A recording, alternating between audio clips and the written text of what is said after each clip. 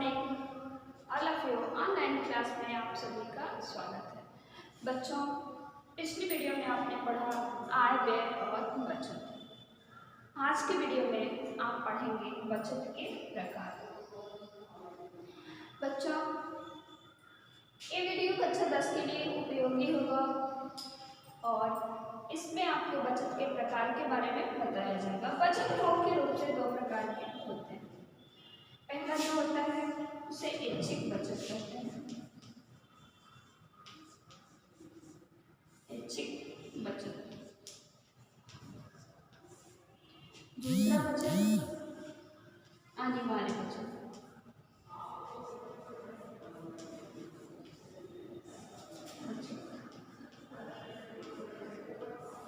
बचत दो प्रकार के होते हैं, पहला ऐच्छिक बचत और दूसरा अनिवार्य बचत। अभी हम समझ लेते हैं ऐच्छिक बचत क्या होता है। ऐच्छिक बचत वह बचत है जो व्यक्ति अपने आप में से इच्छा अनुसार कुछ न कुछ बचत कर लेता है, अनिवार्य रूप से जमा करता है, उसे हम ऐच्छिक बचत करते हैं जो अपनी इच्छा के अनुसार जमा करता है। और अनिवार्य बचत उसे कहते हैं जो सरकार के द्वारा आपको कराया जाता है, जैसे कि जीपीएफ। तो बच्चों, यहाँ पे क्लियर होता है कि बचत दो प्रकार के होता है, ऐच्छिक बचत और दूसरा अनिवार्य बचत। ऐच्छिक बचत वह बचत है जो इच्छा के अनुसार अपने आय से कुछ न कुछ बचाया जाता है, जबकि अनिवार्य बचत वह बचत है जो सरकार के द्वारा कराया जाता है, जैसे कि जीपीएफ होता है। अब बच्चों, यहाँ पे आगे चलते हैं, बचत का महत्व समझ लेते हैं। बचत का महत्व, बचत क्यों इम्पोर्टेंट है, बचत क्यों महत्वपूर्ण है, बचत का महत्व समझते हैं।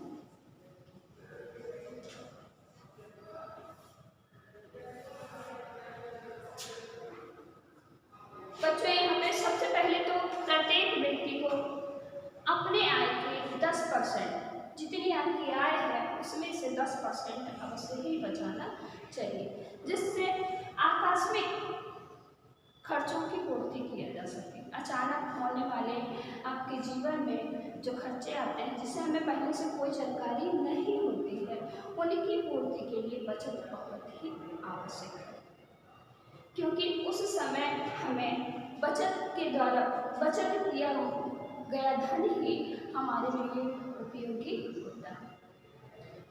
तो इस प्रकार सबसे पहले आकस्मिक कार्यों की पूर्ति के लिए बचत आवश्यक है।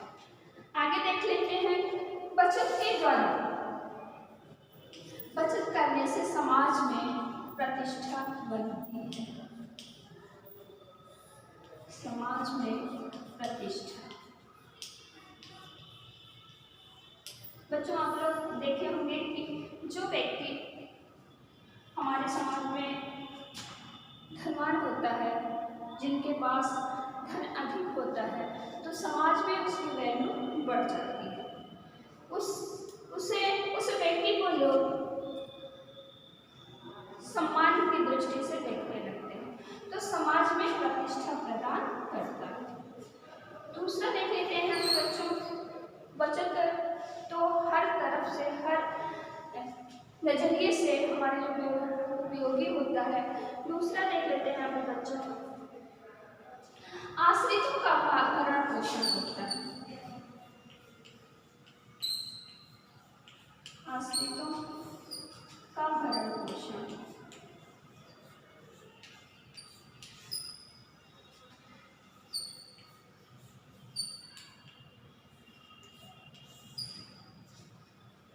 बच्चों, हमारे द्वारा जो भी धन कमाया जा रहा है, इनकम हो रहा है, उससे सिर्फ मेरे ही में आवश्यकताओं की पूर्ति नहीं होती, बल्कि हमारे परिवार के अन्य सदस्यों की भी आवश्यकताओं की पूर्ति होती है। उस समय में यदि व्यक्ति की नौकरी छूट जा रही है, किसी वजह से कार्य नहीं कर पा रहा है और इनकम बंद हो जाती है, उस समय परिवार के जो अन्य सदस्य होते हैं, जिससे घर के कार्यों को चलाया जाता है, उस समय भी बचाया हुआ धन परिवार के सदस्यों के लिए उपयोगी होता है। आगे देख लेते हैं बच्चों।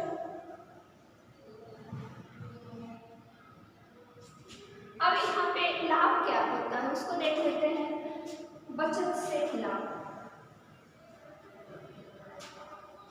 इस तरीके से हम कह सकते हैं कि बचत हमें आकस्मिक खर्चों की पूर्ति में सहयोग करता है, सामाजिक प्रतिष्ठा को बढ़ाता है, हमारे परिवार में जो सदस्य होते हैं, जो आश्रित होते हैं, उनके भरण पोषण में उपयोगी होता है। तो इस तरीके से बचत बहुत ही महत्वपूर्ण है, बहुत ही इम्पोर्टेंट है, बहुत ही आवश्यक है। अब आगे देख लेते हैं बचत से क्या क्या लाभ होता है। बच्चों, बचत से लाभ,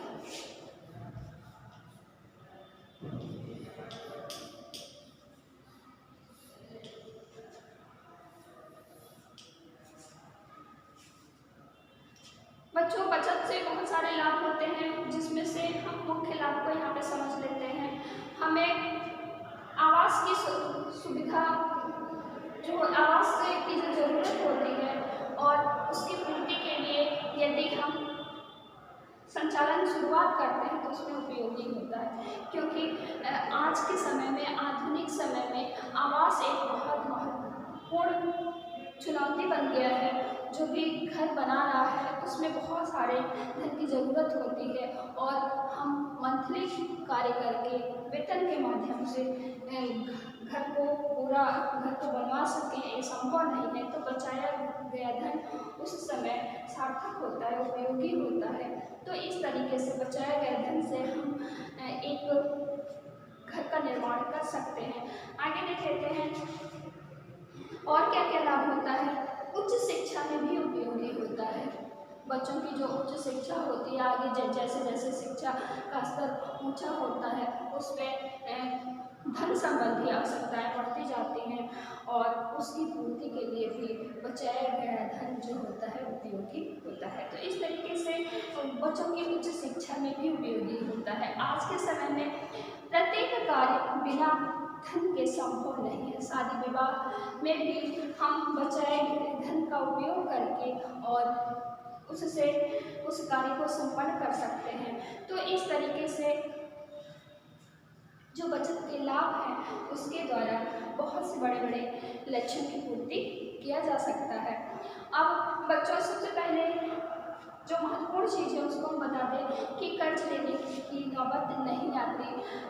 बचाए गए धन से जो हमारे खर्चे होते हैं उसकी पूर्ति किया जा सकता है।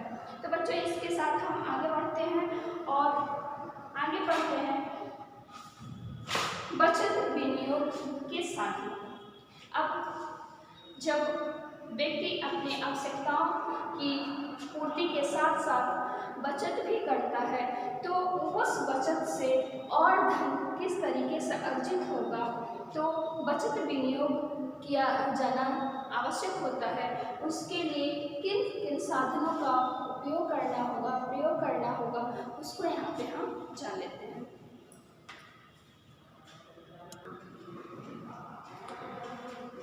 बच्चों, यहाँ पे आपको क्लियर करते हैं बचत विनियोग क्यों आवश्यक है। बचत किया हुआ धन यदि घर में गृहिणी रख रही है, घर में यदि रखा जा रहा है तो सदा चोरी होने का भय बना रहता है। और दूसरी बात यह कि रखा हुआ धन, घर में जो धन रखा रहता है, रखा जाता है, उसमें कोई भी बढ़ोतरी नहीं होती। तो विनियोग के माध्यम से हम क्या करते हैं, उस धन में और धन एकत्र जोड़ सकते हैं। तो यहाँ पे हम समझ लेते हैं बचत विनियोग के साधन। बचत विनियोग के साधन कौन कौन से होते हैं। बचत विनियोग के प्रमुख कई साधन हैं जिसको यहाँ पे हम समझेंगे। सबसे पहले बैंक एक विनियोग का सुरक्षित साधन है। दूसरा है डाकखाना। डाकखाना के माध्यम से भी हम बचत विनियोग कर सकते हैं। तीसरा है जीवन बीमा।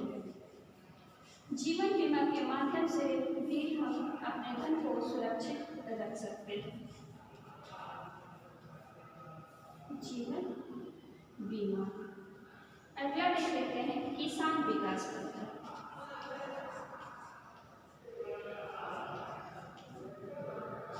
किसान विकास पत्र।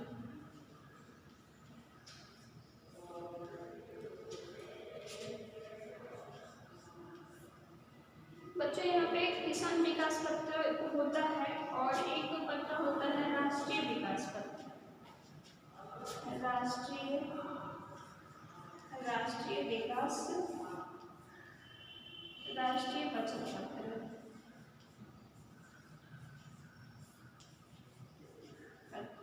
बच्चों यहाँ पे ये सारी चीजें बचत विनियोग के साधन हैं। अगला देख लेते हैं शेयर भी होता है।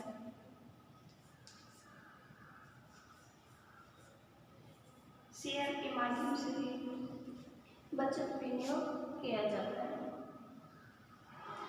ये सब बचत विनियोग के साधन हैं।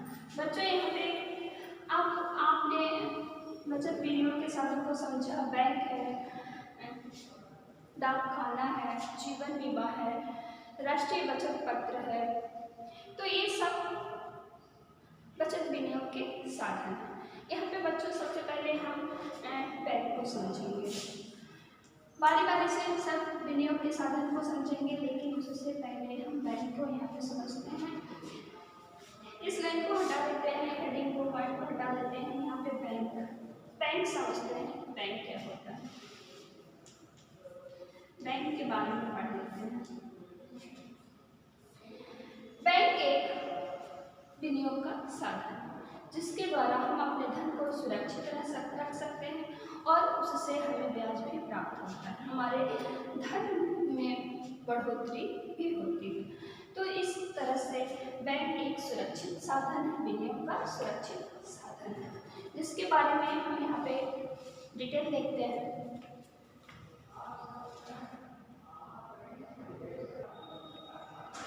बच्चों यहाँ पे बैंक के बारे में समझते हैं। सबसे पहले कि जो बचत होता है वो बचत जो हम बचाए हुए धन को जहाँ पे सुरक्षित करते हैं, बैंक में सुरक्षित बैंक में जमा करते हैं, तो वहाँ पे धन सुरक्षित रहता है। जिसके साथ ही हमें जब आवश्यकता पड़ती है, तो हम उस धन को निकाल भी सकते हैं। आवश्यकता पड़ने पर धन को निकाला जा सकता है। उसके साथ ही बचत खाते में, बैंक में कई प्रकार के खाते होते हैं, उसमें जो बचत खाता होता है उसमें जो जमा धनराशि होती है उससे हमें ब्याज भी मिलता है। तो इस तरीके से हम यहाँ पे समझ सकते हैं कि बैंक द्वारा हमें कौन कौन सी सुविधा मिलती है। तो सबसे पहले हमारा धन जो होता है, बचाया गया जो धन होता है वो सुरक्षित रहता है। उसके बाद से हम जब चाहें, हमें जब आवश्यकता पड़े तो हम उस धन को निकाल भी सकते हैं, निकाला भी जा सकता है। और अगला है बचत खाते में जो हम धन जमा किए रहते हैं उससे हमें ब्याज भी प्राप्त होता है। तो इस तरीके से बैंक द्वारा हमें बहुत सारी सुविधा प्राप्त होती है। अब आगे देख लेते हैं बच्चों, यहाँ पे आगे समझते हैं। अब यहाँ पे बैंक में विभिन्न प्रकार के खाते, हम पहले ही बताए कि बैंक में कई प्रकार के खाते खोले जाते हैं। तो उसमें कौन कौन से खाते होते हैं उसको हम यहाँ पे समझ लेते हैं कि खाते कितने प्रकार के होते हैं। बैंक में विभिन्न प्रकार के खाते हैं।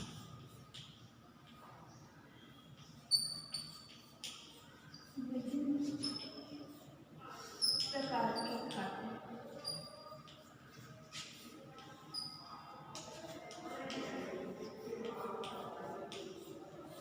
बच्चों यहाँ पे हम सबसे पहले खातों के बारे में समझते हैं। बैंक में कितने प्रकार के खाते खोले जाते हैं। सबसे पहले चालू खाता, और यहाँ पे होगा चालू खाता। बैंक में कई प्रकार के खाते खोले जाते हैं। यहाँ पे चालू खाता होगा, दूसरा हो गया बचत खाता। बचत खाता,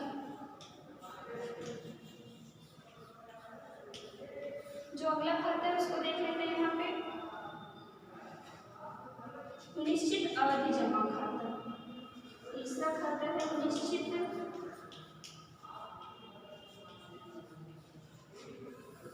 अवधि जमा खाता,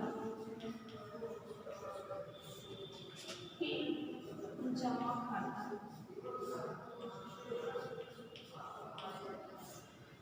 बच्चों को आपको पहले ही बताया कि बैंक में विभिन्न प्रकार के खाते खोले जाते हैं, कई प्रकार के खाते खोले जाते हैं, जिनमें सबका नाम यहाँ पे दिया गया है। चालू खाता, बचत खाता, निश्चित अवधि जमा खाता, जनता जमा खाता। जो अगला खाता है उसको समझ लेते हैं जनता जमा खाता।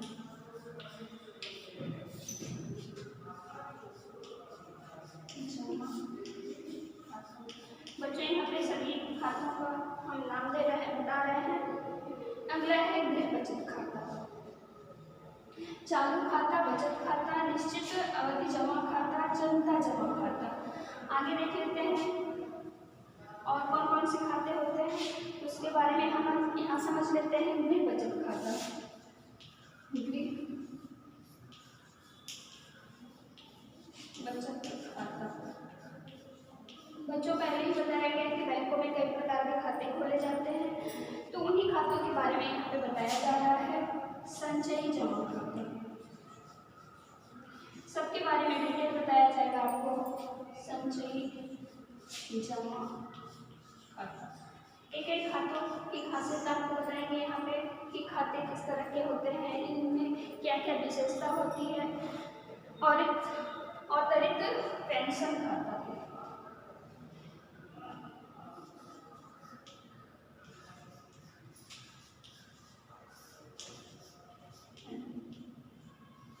पेंशन खाता।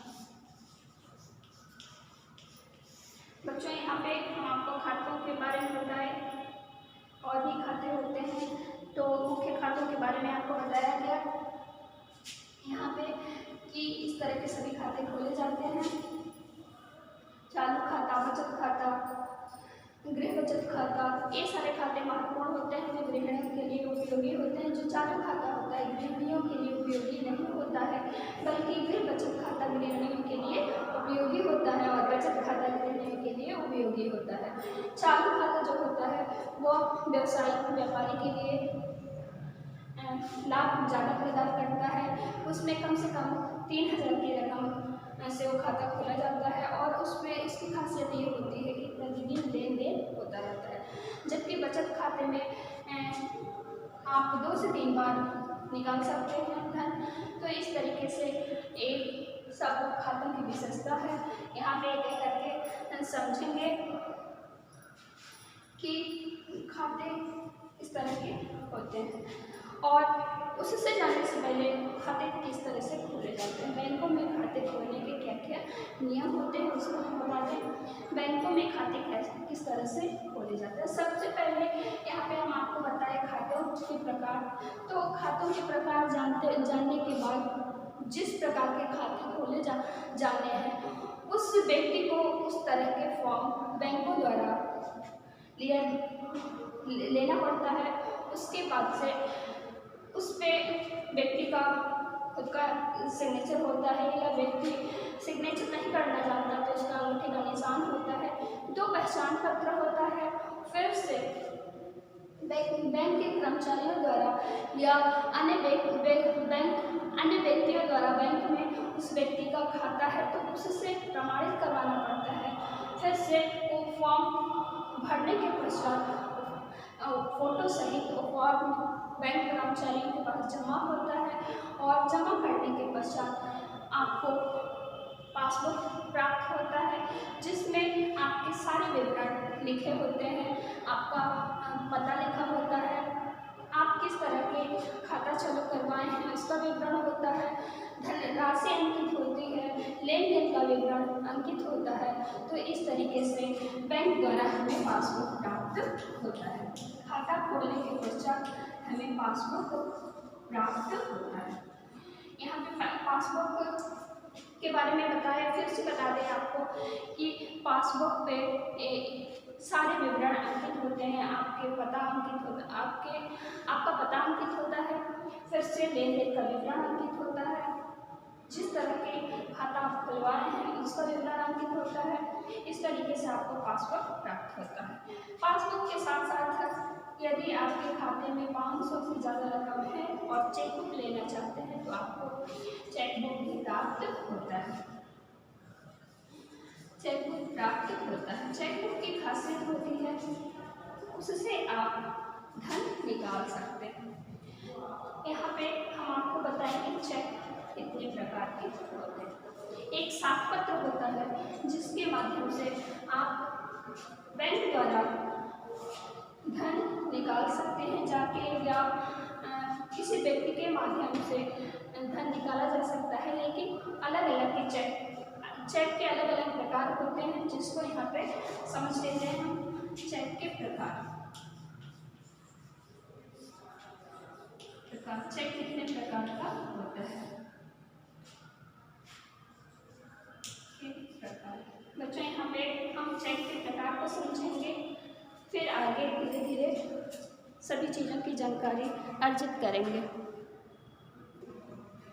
बच्चों यहाँ पे हम आपको बताएं कि चेक से पैसा निकाला जाता है और दूसरे व्यक्ति को चेक के माध्यम से पैसा देने का भी कार्य होता है। तो पैसा लेने और देने के कार्य में चेक सहायक होता है। इसके बारे में हम समझ लेते हैं चेक कितने प्रकार का होता है। चेक के प्रकार को समझते हैं। सबसे पहले जो चेक होता है उसको हम वाहक चेक कहते हैं।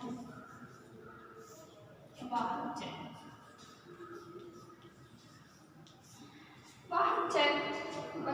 वाहक चेक की खासियत होती है कि इस चेक के माध्यम से कोई भी व्यक्ति जिसके खाते से धन निकालना है वह व्यक्ति किसी भी व्यक्ति के द्वारा चेक काट के पैसा निकलवा सकता है। लेकिन इसमें यदि चेक गुम हो जाता है तो तुरंत बैंक कर्मचारियों को सूचित करना पड़ता है, बैंक में सूचना देनी पड़ती है, नहीं तो इससे असुविधा होती है और कोई भी व्यक्ति वाहक चेक के माध्यम से पैसा निकाल सकता है यदि सिग्नेचर हुआ है तो इस तरीके से हम इस चेक को वाहक चेक कहते हैं। दूसरा चेक को यहाँ पे समझ लेते हैं। वाहक चेक में एक चीज़ और आपको बता दें कि कोई भी व्यक्ति इस चेक से पैसे को हटा सकता है, पैसे का भुगतान ले सकता है बैंक के द्वारा यदि जिस व्यक्ति के नाम पे चेक है उसका सिग्नेचर है तो इस तरीके से इसे वाहक चेक कहते हैं। दूसरा जो चेक होता है वह होता है आदेशक चेक। आदेशक चेक बच्चों जैसे नाम से ही आप थोड़ा सा समझ सकते हैं। आदेशक चेक यानी कि इस चेक की खासियत होती है कि व्यक्ति द्वारा जिस व्यक्ति के खाते से धनराशि निकालना है, रकम निकालनी है, वह व्यक्ति किसी व्यक्ति के नाम से चेक काटता है, आदेश देता है कि फला व्यक्ति जो भी व्यक्ति के द्वारा रकम की निकासी करनी होती है उस व्यक्ति के नाम से चेक करता है। तो इस तरह के चेक को हम आदेशक चेक करते हैं। तीसरा चेक के बारे में समझ लेते हैं। चेक कई प्रकार के होते हैं। तीसरा चेक होता है रेखांकित चेक। रेखांकित चेक बच्चों इस चेक की खासियत होती है कि बाईं तरफ चेक के बाईं तरफ दो समानांतर रेखाएं खींची होती है। इस चेक की दूसरी खासियत होती है कि एक खाते से दूसरे खाते पर ही इस चेक के माध्यम से धन का लेन देन होता है। तो इस तरह के चेक को हम रेखांकित चेक कहते हैं। इसकी खासियत होती है कि बाईं तरफ तो समानांतर रेखाएं खींची हुई होती है। आगे देख लेते हैं गिफ्ट चेक। जो चौथा चेक होता है उसे हम गिफ्ट चेक या उपहार चेक कर सकते हैं।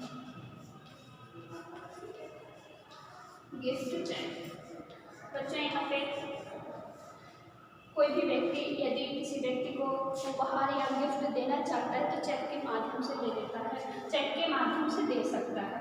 तो इस पे 501, 1001, 51, 101 तरह के चेक काटे जाते हैं। तो इस तरह के चेक को हम गिफ्ट चेक या उपहार चेक करते हैं। अगला चेक समझ लेते हैं यात्री चेक।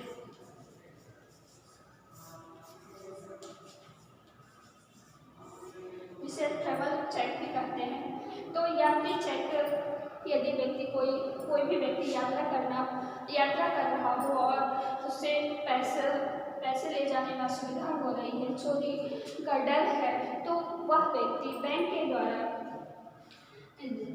चेक बना लेता है और भारत के किसी भी कोने में किसी भी बैंक द्वारा उस चेक को बनाया जा सकता है, जिससे उसे यात्रा के दौरान असुविधा नहीं होती है। तो इस तरह के चेक को हम यात्री चेक कहते हैं। तो बच्चों, यहाँ पे जो आपके 5 चेक बताए गए, वाहक चेक, आदेशक चेक, रेखांकित चेक, गिफ्ट चेक और यात्री चेक। तो और भी चेक होते हैं, लेकिन जो प्रमुख चेक होते हैं वो 5 प्रकार के होते हैं: वाहक चेक, आदेशक चेक, रेखांकित चेक, गिफ्ट चेक और यात्री चेक। तो यहाँ पे चेक के बारे में हमने पढ़ा। आगे देखते हैं बच्चों। अब जो अगला विनियोग का जो साधन है वो है डाकखाना। बच्चों, डाकखाना हम अगले वीडियो में पढ़ेंगे। और जो डाकखाना है विनियोग का, यह एक प्रकार का साधन है। यहाँ पे डाकखाना होगा। डाकखाना हमको अगले वीडियो में पढ़ना है, जिसके लिए आप अगली वीडियो जरूर देखिएगा। इसको जानने के लिए, डाकखाना को पढ़ने के लिए, और जो बच्चे अभी तक विद्यालय का जो चैनल है उसको सब्सक्राइब नहीं किए हैं, वो जरूर कर लें, जिससे प्रत्येक वीडियो का नोटिफिकेशन आपको प्राप्त हो सके।